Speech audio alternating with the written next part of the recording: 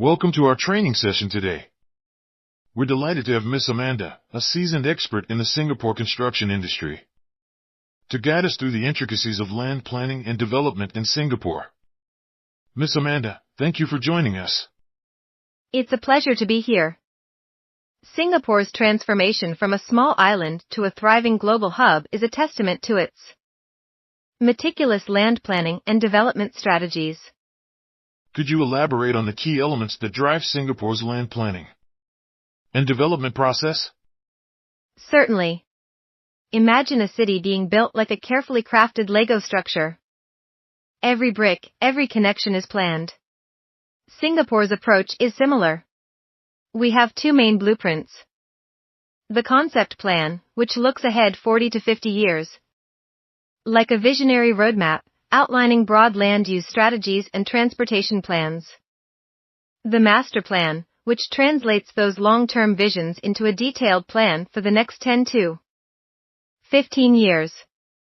Think of it as a detailed instruction manual for building our Lego city. It dictates what can be built where and how high. Interesting analogy. Can you explain these plans for our trainees? Many are new to the industry. Concept plan. It's reviewed every 10 years to accommodate our growing population and economic needs.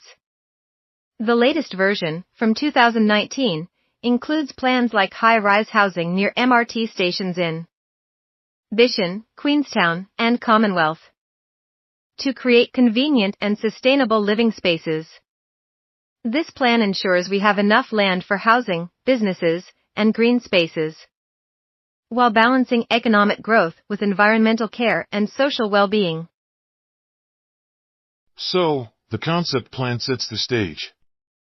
Then comes the master plan, right? Exactly.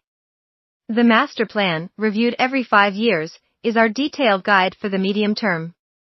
It shows exactly what type of development is allowed on each plot of land.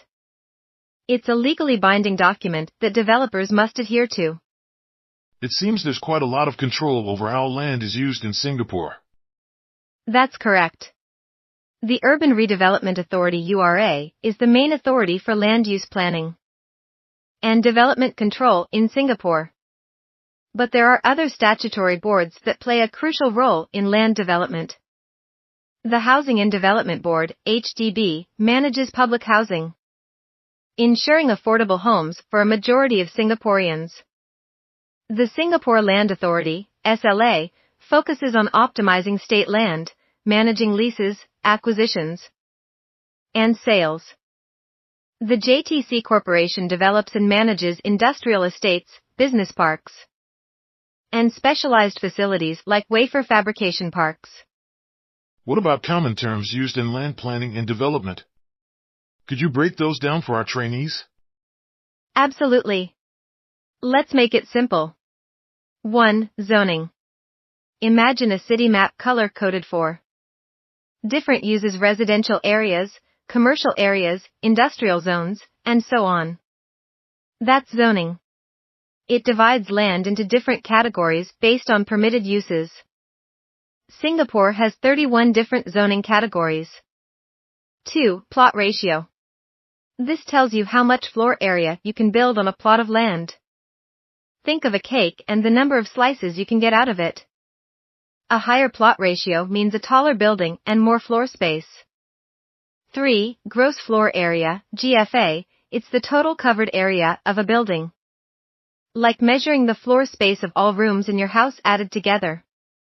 It's important for calculating the plot ratio. 4. Street block plans. These provide specific guidelines for development in areas with unique characteristics or sensitive locations. They ensure new developments blend in with their surroundings. 5. Conservation areas. These are areas with buildings or landscapes of historical or architectural significance that need protection.